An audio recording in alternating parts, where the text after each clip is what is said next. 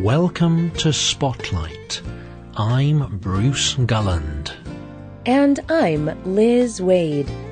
Spotlight uses a special English method of broadcasting. It is easier for people to understand no matter where in the world they live.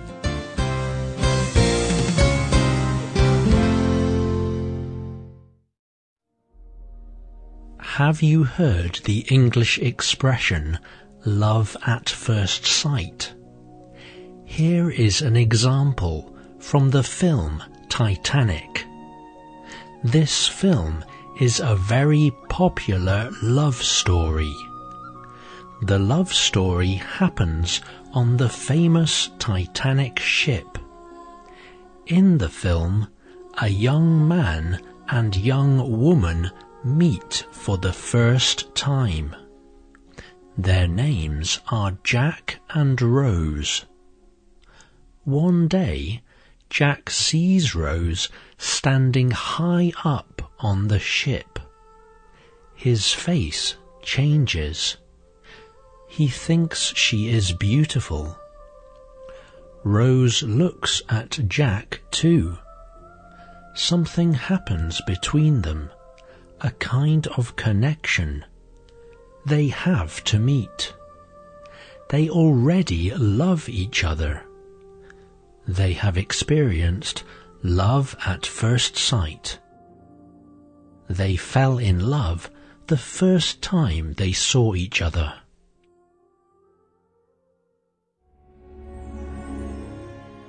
Love at first sight is common in films and stories.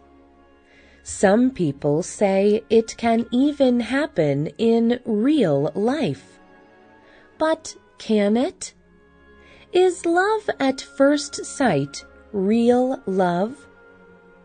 What makes people want to have a relationship with a particular person? Today's spotlight is on the science of falling in love. What makes us feel closeness with other people?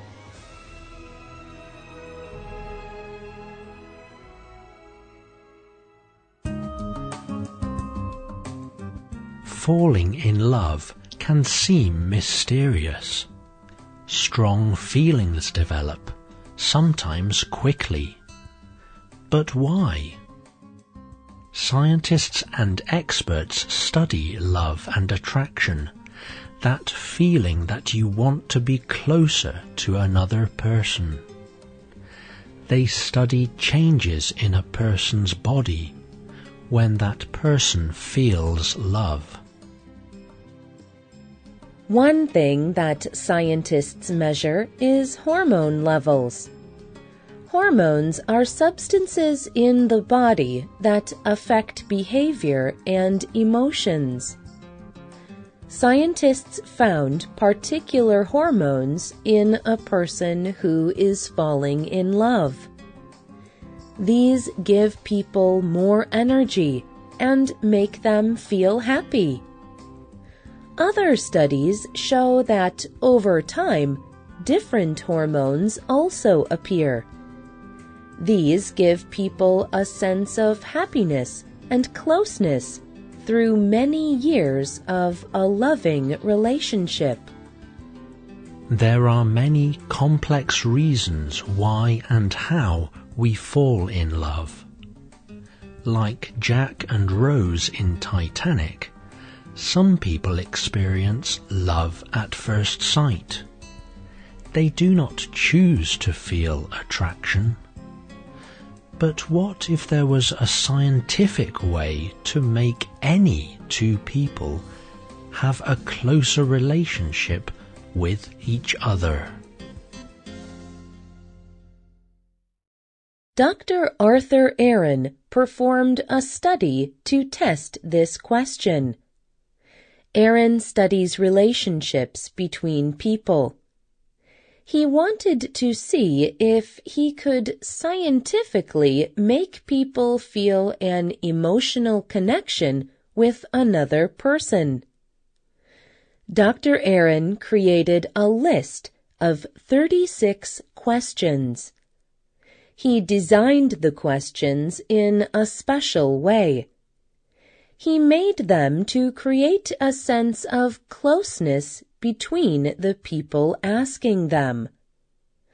Dr. Aaron chose 2 people at a time for the experiment.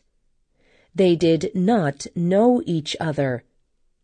The 2 people sat together in a room.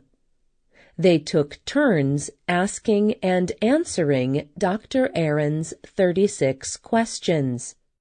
Here are some of the questions they asked. When did you last sing to yourself? When did you last sing to someone else?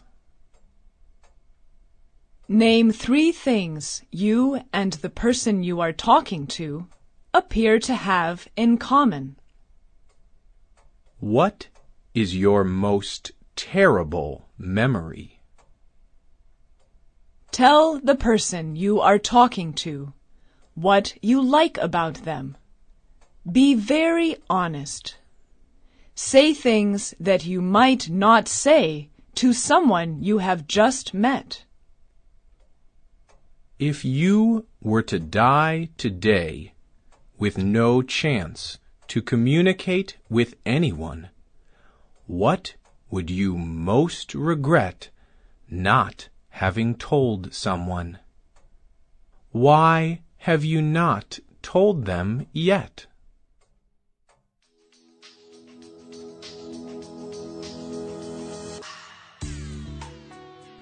The 2 people spent almost an hour talking together. Then they wrote about the experience. They answered questions about how close they felt to each other. People in the study said that their relationship to the person they talked to was close. After only 1 hour, they said that the closeness was equal to their average relationship. From this study, Dr. Aaron found that relationships grew quickly when people shared more about themselves. The questions were personal and equal. The questions also became more complex over time. This, Dr. Aaron says, is how close relationships are made. Dr. Aaron even found that the study created lasting relationships in the real world.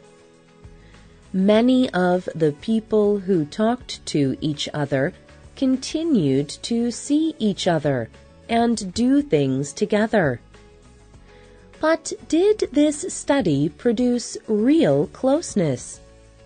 Dr. Aaron answers this question in a journal article about the study.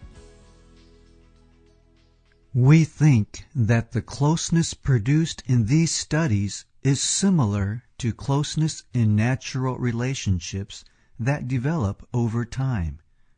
But it seems unlikely that these questions produce loyalty, dependence, commitment, or other important qualities of a relationship. These qualities may take longer to develop.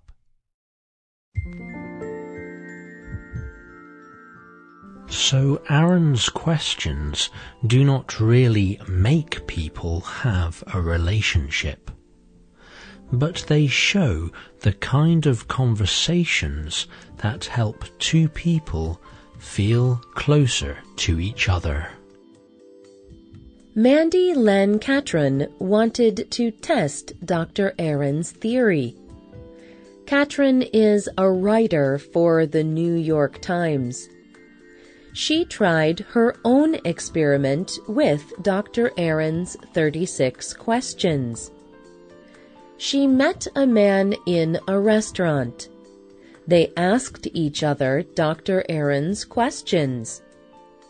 Katrin noticed how quickly she and the man talked about personal issues. For most people, it can take months to talk about important personal issues. Discussing them made Katrin feel much closer to the man very quickly. She wrote that the experience was very good.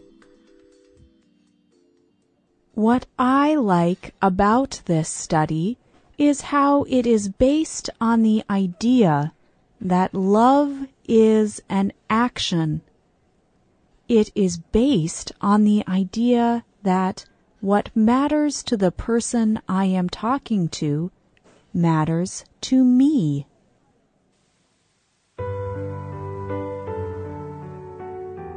Katrin did fall in love with the man she talked to in the experiment. But she knows this does not happen for very many people. For most people, forming close relationships takes time and energy. Relationships are also very complex. Science has shown that many things influence who we are attracted to and why. But Aaron's study shows that what is important for relationships is learning to grow closer together. Sue Johnson wrote a book called Love Sense.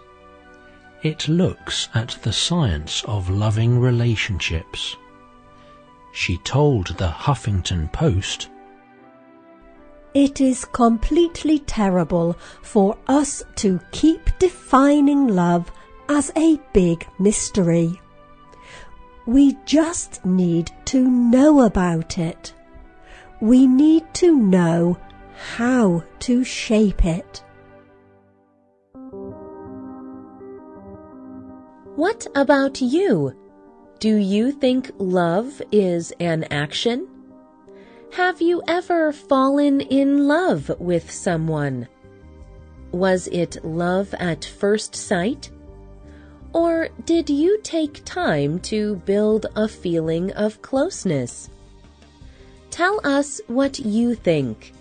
You can leave a comment on our website or email us at radio@radioenglish.net. You can also comment on Facebook at facebook.com/spotlightradio.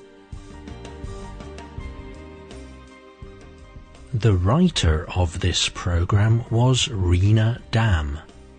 The producer was Michio Ozaki. The voices you heard were from the United Kingdom and the United States.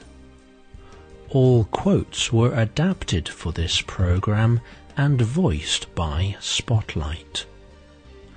You can listen to this program again and read it on the internet at www.radioenglish.net. This program is called Falling in Love. We hope you can join us again for the next Spotlight program. Goodbye.